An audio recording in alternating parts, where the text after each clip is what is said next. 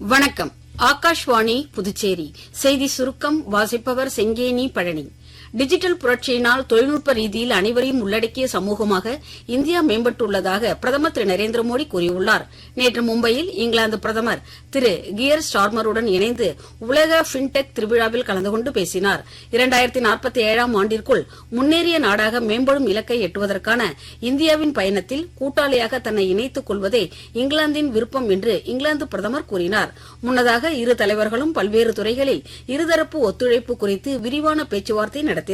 தொடர்ந்து நடைபெற்ற கூட்டு செய்தியாளர் கூட்டத்தில் பிரதமர் திரு நரேந்திர மோடி பேசுகையில் இருதரப்பு கூட்டாண்மை உறவுகளில் தற்பொழுது புதிய உத்வேகம் ஏற்பட்டுள்ளதாக கூறினார்.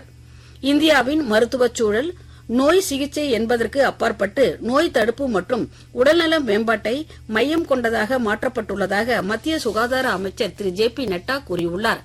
நேற்று புதுடெல்லியில் FICCI ஹீல் சுகாதார மாநாட்டில் பேசுகையில் அவர் இவ்வாறு கூறினார்.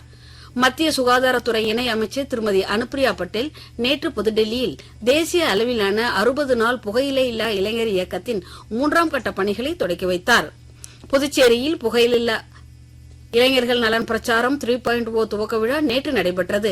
இதில் முதலமைச்சர் திரு ரங்கசாமி கலந்து கொண்டு பிரச்சாரத்திற்கான விழிப்புணர்வு காணொலி வாகனம் மற்றும் பேரணியை கொடியசைத்து தொடக்கி வைத்தார். இந்நிகழ்ச்சியில் பொதுப்பணித்துறை அமைச்சர் திரு லட்சுமி நாராயணன், சட்டமன்ற உறுப்பினர்கள் திரு AKD ஆறுமுகம், KSP ரமேஷ், மாவட்ட ஆட்சியர் திரு குலோத்துங்கன் ஆகியோர் கலந்து கொண்டனர்.